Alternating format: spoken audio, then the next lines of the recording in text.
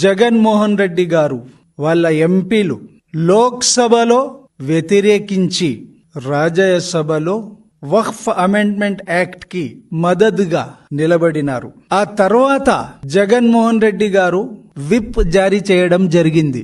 ప్రతి ఒక్కరూ అర్థం చేసుకోవాలి, ఆ విప్ రాజ్యసభలో మద్దతు ఇవ్వక ముందు జారీ చేయాల్సింది.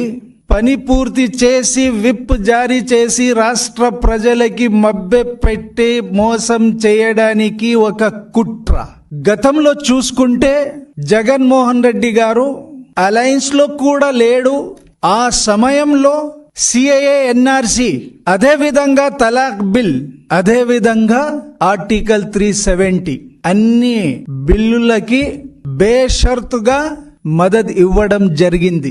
ఈ రోజు లోక్సభలో ఒక డ్రామా, రాజ్యసభలో ఒక నాటకం.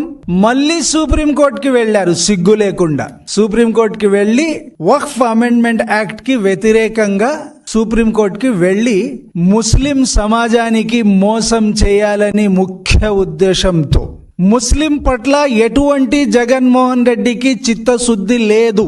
గతంలో దాడులు జరిగినాయి, హత్యలు, ఆత్మహత్యలు జరిగినాయి.